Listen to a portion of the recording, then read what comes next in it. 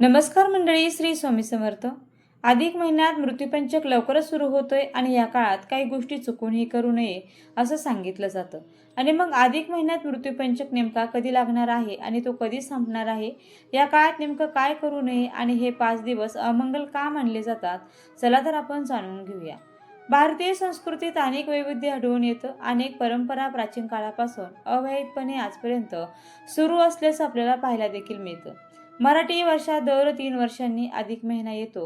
खगोलीय पद्धतीने येणाऱ्या अधिक मासाला आध्यात्मिक दृष्टीने अनन्यसाधारण महत्त्व असल्याचेही मानले जातं. पंचांगाचे तिथी, वार, योग, ग्रह, नक्षत्र, मुहूर्त, करण असे मुख्य भाग असून यामधील पंचक काळ सर्वाधिक महत्त्वाचा मानला जातो. आता पंचक म्हणजे नेमका काय, मृत्यूपंचक म्हणजे काय आणि नेमकी कोणती कामे किंवा कोणत्या गोष्टी या काळात करू नये हे आता आपण समजून घेऊया. पंचक म्हणजे काय, तर ज्योतिषशास्त्रानुसार 5 नक्षत्राच्या विशिष्ट कालावधीला पंचक म्हटलं जातं. हिंदू पंचांगानुसार चंद्र जेव्हा खालील 5 नक्षत्रामध्ये भ्रमण करतो तेव्हा पंचक योग तयार होतो. धनिष्ठा, शतभिषा, पूर्व भाद्रपदा, उत्तर भाद्रपदा, रेवती या 5 नक्षत्राच्या समूहाला पंचक असे म्हणतात आणि या पंचकाचे विविध प्रकार मानले देखील जातात. वारानुसार पंचकाचे स्वरूप बदलते. त्यापैकी मृत्यूपंचक हा विशेष काळ मानला जातो. प्राचीन काळापासून बृहसंहिता, मुहूर्त, चिंतामणी, धर्मसिंधू आणि विविध ज्योतिष ग्रंथांमध्ये पंचकाचा उल्लेख आढळतो. चंद्र हा मनाचा कारक मानला जात असल्याने चंद्राच्या या नक्षत्रातील भ्रमणाचा मानवी जीवनावर परिणाम होत असल्याची पारंपरिक मान्यता देखील आहे. पूर्वीच्या काळी राजे, सरदार, व्यापारी आणि गृहस्थ मंडळी मोठी कामे सुरू करण्यापूर्वी पंचकाचा विचार करत असत. त्यामुळे पंचकाला विशेष असं महत्त्व आहे. बघा, काही मान्यतेनुसार या काळात केलेल्या अशुभ कार्याचा 5 पट प्रभाव पडत असतो. पंचक कालावधीत चंद्राचा पृथ्वीवर सर्वाधिक प्रभाव असल्याचं मानलं जातं. आता पंचक कालावधी हा अमंगलाचं सूचक मानला जातो. जसे की पंचक लागण्याची वेळ मुहूर्त शास्त्रात अत्यंत महत्त्वपूर्ण मानली गेली आहे. पंचक कालावधीत शक्यतो शुभ कार्य केली जात नाही. पंचक कालावधी हा अमंगलाचा सूचक मानला गेला आहे.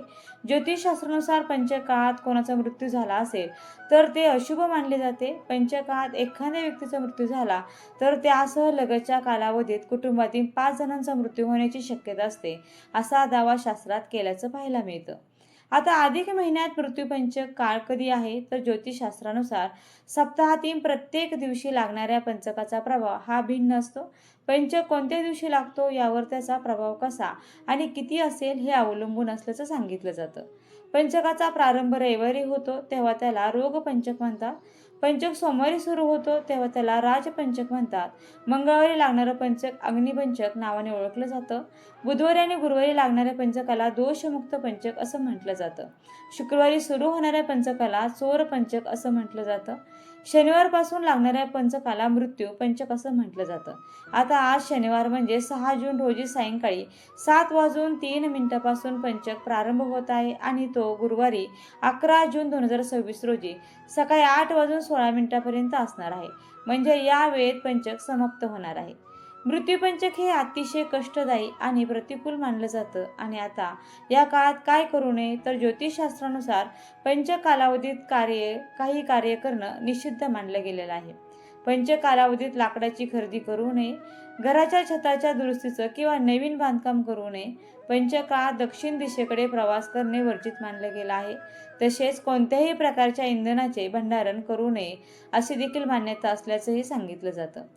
पंचक काळात मृत्यू होणं शुभ मानलं जात नाही. पंचक कालावधीमध्ये मृत्यू झाल्यास कुटुंबातील सदस्य, नातेवाईक, आप्तेष्ट यांच्यात जीवितहानीची शक्यता सुद्धा असते असेही म्हणतात. मोठ्या शुभकार्याचा आरंभ करणे तसेच महत्त्वाचे आर्थिक निर्णय घाईघाईत घेणे या गोष्टी पूर्णपणे टाळायच्या आहेत. आता पंचक दोष लागू नये यासाठी काही उपाय आहेत का, तर हो, शास्त्रात सांगितलं गेले की पंचक कालावधीमध्ये कोणाचा मृत्यू झाला तर ज्या व्यक्तीचा मृत्यू झाला आहे त्यांचे अंतिम संस्कार करताना दर्भाचे एक प्रतीक तयार करून त्यांचा दहसंस्कार मृतिकासोबत करण्याचे विधान आहे असं देखील सांगितलं जातं. आता पंचक सर्व कार्यासाठी अशुभ नसते, तर काही कार्यासाठी पंचक अत्यंत शुभ सुद्धा मानलं जातं. बघा, या कालावधीमध्ये मुंडन कार्य, व्यापार या कार्यासाठी पंचक हे शुभ मानलं जातं. त्याचबरोबर काही वेळा धनलाभाचे योगही प्रबळ होऊ शकतात. लग्न, वास्तुशांती, जावळ बारसं या गोष्टी सुद्धा या 5 दिवसात आपल्याला बिलकुलही करायच्या नाहीत. भांडण करणे, ते सुद्धा विकोपाला जाणे, तर या गोष्टी सुद्धा अर्थातच करायच्या नाहीत. थोडक्यात या मृतपंचक दिवसामध्ये, या 5 दिवसांमध्ये कुठलंही शुभ कार्य करू नका. देवाची पूजा, देवधर्म हे सगळं करू शकता. बाकी गाडी घेणं, वास्तुशांत, घराला स्लॅब घालणं किंवा कुठलीही नवीन खरेदी करणं हे या 5 दिवसात टाळायचं आहे.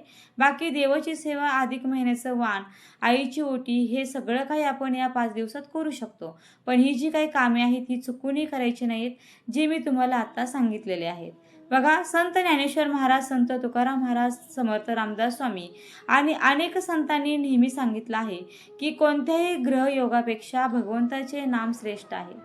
ग्रह, नक्षत्र आणि योग हे जीवनाचा एक भाग आहे, परंतु श्रद्धा, भक्ती, सत्कर्म आणि नामस्मरण यामुळे जीवनातील अनेक अडचणींवर मात करता येते. मृत्यूपंचक हा भीती निर्माण करणारा विषय नसून आध्यात्मिक साधना, आत्मपरीक्षण आणि ईश्वर भक्ती वाढवण्याचा कालखंड आहे.